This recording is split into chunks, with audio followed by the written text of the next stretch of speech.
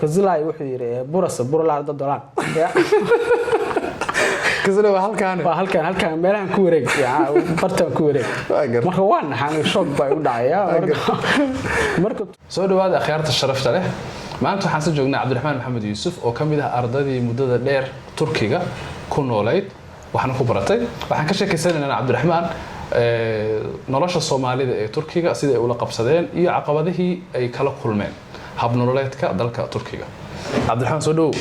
shaak sax mahadsan Cabdiraxmaan qiyaastii 12 sano aan walaynaa Turkiga ku nooshahay 12 ma dhama adigu 12 sano sanad waa ka maqnaa laakiin dugsiga ku dhigatay jaamacada ku dhigatay haddana waa ku nooshahay ka shaqeysaa aad waa tahay balse guud dulmar guud ku samee bilowgii marka Turkiga imaanaysay dabcan waa qiyaastayda waa 12 sano ka hor marka 2011 idinka oo dhalinyaro oo dugsi sare imaateen sidee u ekeed nolosha Turkiga hab nololeedka Turkiga soo ekaa markaas nolosha Turkiga shaakirow barigaas sida hadda aad bay uga duwanayd marka la fiirsho dhanka Soomaalida dhanka xiriirkooda Turkida iyo Turkida laftooda noloshooda aad bay uga duwanayd dhaqaalaha dalka intaan aad ka wanaagsanaa si fiican uga wanaagsanaa sidoo kale ajnabi badanna ma joogin oo Soomaali ma joogin marka ka waran idinka sidii idin soo dhaweynayo waagaas dadka sidii idin la tacaamulayeen annaga si fiican baan la soo dhaweeyay waxana sababay annaga tusaale waxaana la geeyay magaalooyin yaryar oo Istanbul oo Ankara kala aan ahayn marka dad waxaan u tagnay waligoodba Soomaali iska daayay qof madow arkin ma garat sax marka dadka aad bay noo soo dhaweeyeen aad bay noo jeclaayeen waxaan la kulmi jirnay waagaas wax la yiraahdo positive discrimination yani in annaga in idin sadburiyo in la sadburiyaha sida hadda waxyaalaha la kulunay yani si aad uga duwan annaga waa si fiican baan loo soo dhaweeyay marka wadan noocaas ah waagaas haddana laakiin jacaylkaas interestiga badan waagaas insiinayeen sina uu xumaayo iyagoo dadku wanaag ay ka tahay Soomaaliya ka imid oo kale marka tiraahdo de waxyaalaha la kulmi jirnay waa garanaysaa gaaja ma ku haysaa ma ku caawinaa iyagoo xumaan ka ahayn meesha biyo ma haysataan maxaa la jiray ceelka ma waxa u lugeysaan 1 kilomitir 5 kilomitir iskool lama dhigataan marka waxyaala noocaas laakiin overall si good waxay ahaayeen yani dad wanaagsan oo annaga mar walba si wanaagsan loo qabno Cabdiraxmaan waxa dhahday waagi ardayda meeshaan ku ahaydeen positive discrimination waa la idin sad buri jiray tusaalooyin ma jiraan oo xusuusan tahay oo faahfaahin ka bixi karo si Turkiga idinku sad buri jireen aad way jiraan waliba waa waxyaalaha sababay inaan anigu yani markaan xamar ku arkay dhalinyaro asxaab Turkiga ka imaanaysa oo oranaysa Turkiga aan cunsuriyad ba ka jirta sababaha uga yaabi jiray bay ka mid tahay in Turkiga cunsuriyad lagu sheego marka waxa kamid ah sidburinta anaga loo sameyn jiray anagu dugsi sare markaan dhigan jirnay iskool waxaan degnay magaalada oo xoogaa banaankeeda ku yaala meesha looga baxayo markii sabtidii axad fasax la qaato anaga asxaabta Turkiga inta baxnaa waxaan raaci jirnay baabuur stop wax la dhaho yani laamiga inta istaag lift in laamiga inta istaagtid gaari gacanta gaari islaameed inuu ku qaado magaalo kale 40 daqiiqo noo jirtay geeyo oo iska soo joogjoogno labada bari marka waxa jirtay anaga asxaabta Turkiga markii galbihii la baxayo oo magaaladaas la rabo in la aado mar walba waxay jeclaayeen in anaga ka haystaan Soomaalida si fiican marka anaga markayna ka haystaan oo meeshaas aan istaagno qofka Turkiga way u bandayd inuu istaago oo gaariga wata oo anaga noo istaago markuu anaga arko qofka madow marka sidaas ay ahaayeen oo ma ahay sidbris noocaas oo kale oo saalooyin badan oo jira waxa ugu caaneelata marka xiisaha ay u hayaan ajnabiga aqoontooda malaha oo la xiriirto ma aragtay ama tacaamulka ay la yeeshaan ajnabi oo yar darteed marka way u badneed markii inay idin joojiyaan saaxiibadiina marka idinku la furuqsan jireen si fiican okay waa gartay Turkidana marka cafwan waa ka galay ajnabiga yani aqoon la'aantooda heerku u hooseeyay ninba anigu wuxuu ugu yiri Izmir waa garanaysaa waana magaalo ku taala xuduudka Greega Turkiga ku taala anoo jooga ninba wuxuu weydiiyay halkee ka timid waxaan iri Soomaaliya wuxuu yiri Soomaaliya halkee u dhowdahay Greega miyuu u dhowdahay marka Greek-gaas uu u dhow yahay uu maqlay iyo taariikhda soo jireenka Greek iyo Turkigu leeyihiin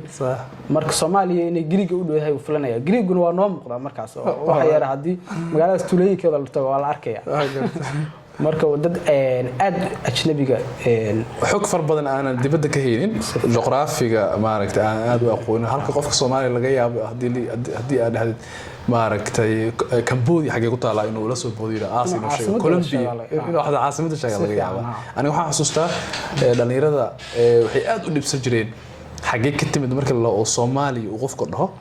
waayadaas moogtaa Soomaaliya abaar xun baa ka dhacday 2011 waa abaarta Turkiga ku nimid baad way xaabta la sax ogaa marka qofka hadii uu dhaho Soomaaliya ka imaaday su'aasha xigta qofka Turkiga weydiinaya waxay ahayd Soomaaliya biyo ma laga helaa gaaja loo dhimanaya maqalna sidee waaye rooti ma haysataan cuntaan idinka shaah ma haysataan marka su'aalahaas ay naceen dadka waxaan soo dhalinyaro fara badan Soomaaliya markii la yiraahdo xagee ka timid waxay dhihi jireen Djibouti qaarkood waxay dhihi jireen ana kamid ah Jamaica qaarkood waxay dhihi jireen waxaan ka imid bariga Afrika marka xagee ka sii tahay markii uu qofka dhaho waxay leeyihiin Dagestan doo oo erayga af Turkiga oo bari ah ee taan ku dareen marka Turkiga waxay u maleynayaan Pakistan Tajikistan wadan amal marka Dagestan qofka wuxuu u maleynaa marka intaas waxay ka ordayaan maaragtiin Soomaaliya ka imaado qofka dhaho kadib su'aalo far badan oo gaajada iyo wixii la xiriirta la weydiiyo qofkan waa maanta dhan waa maxaa xiga marka marxaladaas marxaladu waxay ahayd oo ardayda kaliya ay Turkiga joogeen waxaa xigta marxalad kale oo ah in xiriirka Soomaaliya iyo Turkiga dabcan oo iska yara oo hagaagsanaa wiligiisba laakiin imaashaha Soomaalida Turkiga ay badatay marka waxaa yimid dad ganacsi u imaanayo dad caafimaad u imaanayo ilaa markii dambe ay soo bateen yimaadeen dad iska imanaya iyo dad dalxiis u imaan iyo dad deegaan u imaanay si fiican Soomaaliya oo deegaan bal isu fiiri marka xilliga ardada ay heedeen Turkida sida tacaamulkooda sida ahaa iyo markii qoysas fara badan oo Soomaali gaar ahaan Ankara ay ku soo bateen aad buu isku bedelay Turkida dhaqankoodu siiba anigu shakhsi ahaan experience-ga aan ka helay Turkiga waxaan ka laabtay oo si muddo kooban uga maqnaa anoo sidii hadda wax yar ka sheekeynayno ku oo Turkidu ay yihiin dad yaani aad u wanaagsan marka Muqdisho joogay oo isla joognay dad waxa iman jiray xamar igu iman jiray oo la kulmi jiray Turkiga inta tagay ka soo laabtay oo Soomaaliya xamar ku nool marka dadkaas waxay oran jireen niyo Turkidu waa cunsuriyiin waa yaabi jiray markaan waxa oran jiray Turkidu sidee cunsuriyiin u yihiin idinka muwaalantii ama khalad fahanteen Turkida difaac Turkidu saama aha Turkidu waa dad fiican laakiin dadkan ayagana experience kale soo arkeen oo wax kale la soo kulmay marka Turkiga ku soo laabtay marka Turkiga Soomaalida waxa dhacay waxa weeye isna u badanayaan u fahmay Soomaalida Turkiga waxay ku soo aadeen oo ilaa xiliyada ay ku soo bateen wadankii oo dhaqaalihiisuna xumaaday ajnabi badan oo Suudaan iyo Afghanistan iyo ka waraysan ay yimaadeen iyo Afrikaan badan aad iyo aad marka Soomaalidiina iyagu ay la yimaadeen dhaqamo xoogaa weydaarsan dhaqanka Turkida aad iyo aad oo xoogaa dadkii isfahan waa dhaqan u dhacay marka waxyaalo noocaas isbiirsaday Turkida dhaqankooda aad buu isku bedelay waxyaabaha adiga marka isla markii aad ishaad ay qabatay ama ay indhaysay gaar ahaan Ankara oo Soomaali fara badan ay yimaadeen 2018 maxaa kamid ah oo xusanta Ankara markaan sidaa u imid Shaakiro waxaan tagay asxaabta Turkiga way garan karaan meel yiraahdo Kızılay oo Soomaalidu aan aad u joogno bartamaha magaalada oo hadda nala ka bursaday waayaha dambe marka meesha tagay marka asxaabba kula kulmiyaan aan Ankara aad ma aqoon marka nin Turkiga waxaan ku oray Kızılay ma tilmaami kartaa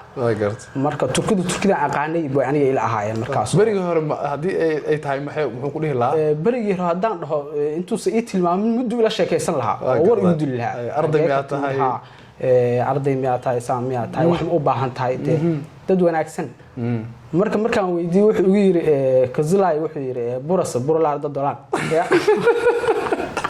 kasana waa halkaan waa halkaan meelahan ku wareeg bartaan ku wareeg marka waan naxaan shock bay u dhacaya marka Turkidu aad bay isku bedeleen tusaalahaas iyo waxyaalo kale badan oo la mid ah waxa ugu caan marka ay kula tahay aniga waxay ila tahay xogaa arrimaha qaar aan Soomaalida anaga nagu saabsanayn oo wadanka ku saabsan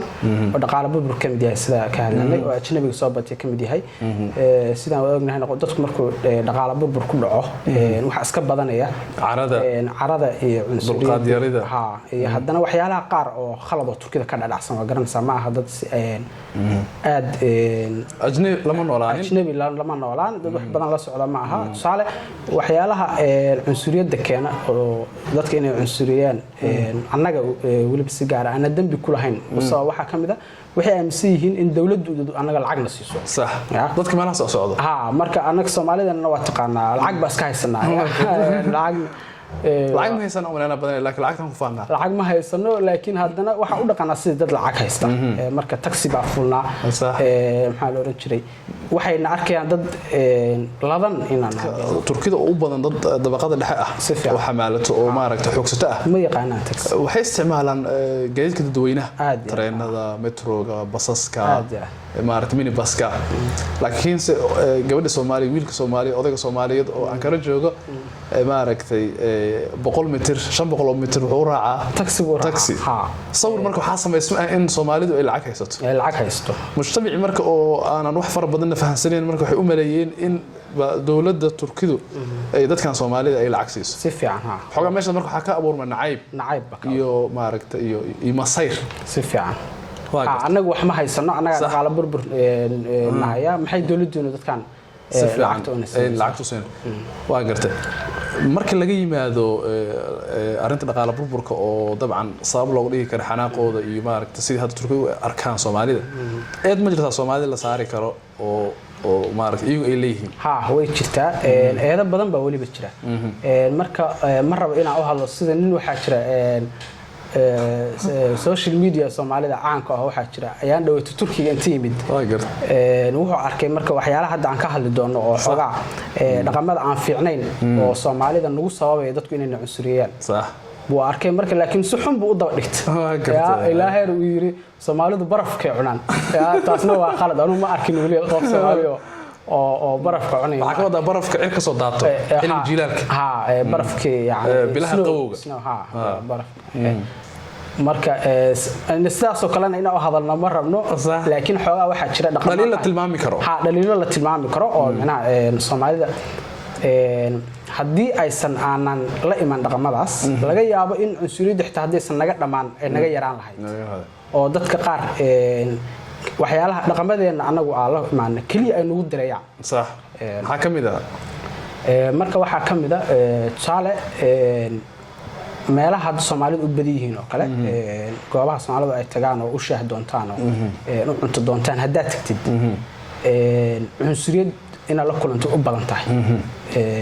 in qofka waiterka kabalyeeriga oo suxin kula dhaqmay u badan tahay hadii maanta aad tagtid Istanbul ama Ankara meel kale ha noqoto meel aysan Soomaali joogin Turkida barigi hore aan naqaanay baad arkaysaa caadi dadku kula dhaqmaya iyadoo wali dhaqaale burburkii iyo cunsuriyadii guud ay jirto sax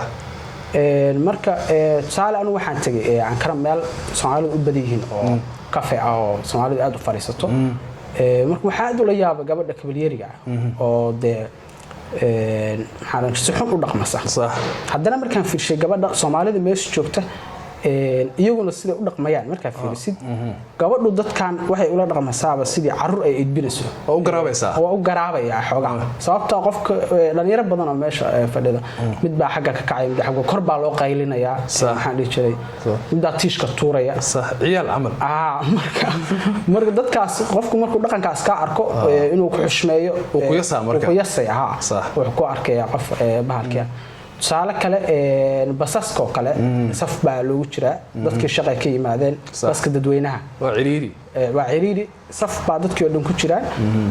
waxaa saf loogu sida qaar u fahmaan waxaa saf loogu jiraa in baska la raaco in baska la raaco baska la sugayo dabcan bas kasta ma ahaan xaafadaha qaar basaska aadaya magaalada meelaha centerka Soomaalida ay ka raacaan marka meeshaas oo kale dadkii oo dhan saf ku jira waxa arkaysaa koox Soomaali oo dhalinyaro ah oo sidii u socdaan baskii hore ka galiyo oo dadkii oo dhan ka hormaray safkii oo dhan ka boodaya marka waxyaalahaas kale qofku xanaaqaya dabcan xaq buu u leeyahay inuu xanaaqo qof ka weyn baa laga yaabaa oo maanta saf ku jiray abaar taagnaa inuu qof ka hormaro Soomaaliga waxa kale kamida buuqa qaylada صح markii oo maqaayad la fadhiyo tusaalahaan ama xitaa baabuurka oo dadweynaha la saaran yahay guriyaha markii la joogo si fiican dadka Soomaaliyeed aad looga cawdaa si fiican waa garta hadii uu jiro qof Soomaali oo waqtiga hadda aan joogno 2022 joognaa sanadka bartamihiisii aan sii dhaafnay August hadii uu jiro qof Soomaali ah oo hadda rabo inuu Turkiga yimaado wax ku barto ama ku noolaado waa maxay talada kooban oo sii lahayd markood waxa oran lahaa meel kale hadda alistaad waxa ka soo doon kaftankaas kadib Turkiga qofka haduu imanayo wax ka baranayo waxaan kula talin lahaa mid ugu muhiimsan inuusan environment Soomaali uusan aad u dhexgalin dhibaatada ugu badan hadda dhalinyarada Soomaalida qabsta waxa weeye qofka dhalinyarada uu imanaya wuxuu la degayaa asxaab Soomaaliya wuxuu tagayaa goobaha Soomaalidu ay isugu tagaan marka qofku sida markuu noqdo qofku wax badan u kordhimayaan qofku isagoo dhaqanka ma baranayo afka ma baranayo isfac ma baranayo qofku wuxuu noqonayaa isagoo yaani tuulo ama magaalo Soomaali kamid ah jooga qofka marka waxay ku fiican tahay waxbarashadan ugu fiican inuu qofku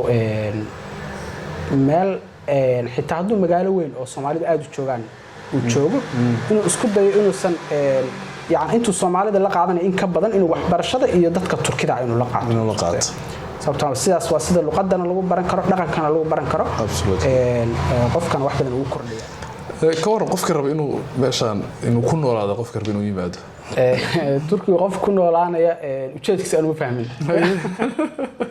ya Turkiga يعني hadda qoysaska yimaada ciyaalku waxa wax lagu barayaa luqadda Turkiga marka tusaale qoysba hadda Yurub ka imanaya wax badan oo ilmahooda inay ka faa'iideyaan Turkiga ay jiri karaan malaymay Soomaaliya xitaa ilmo yara in qoys ahaan inta loo soo guuro Turkiga la keeno dad kulama dardaarmi lahayn dabcan mar walba waa go'aan shakhsi laakiin anigu ma samayn lahayn shakhsiyad sababtoo ah Turkidu waa inay ka shaqeysanay waa dad hadda isku bedelay dad cunsuriin ah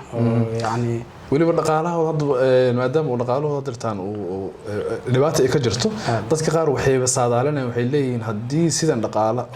xumo hadii saan u soo socoto marka maxaa laga in gacmaha la isugu tago aad marka xaaladdu wadanku ma fiicna dhaqaaluhu ma fiicna dadku ma fiicna hadda annaga nooma fiicna inta badan Soomaali hadaan nahay waa xogta update-ka ee hadda ahayno waa marka wax kasta isbedeli kara طبعا waa laga yaabaa in xaaladdu isbedelaan soo sheegtay qof kasta iyo go'aankiisa shakhsiga ah go'aan shakhsiga anagu waxa sidaan waxa aragnaa waad aad u maasanta Cabdiraxmaan adiga ma shaqo akhir sharafta la aad iyo aad u maasanta waxaan rajaynaynaa barnaamijka ka heshay hadii aad ka heshay fadlan saaxiibada la sii wadaag nabaday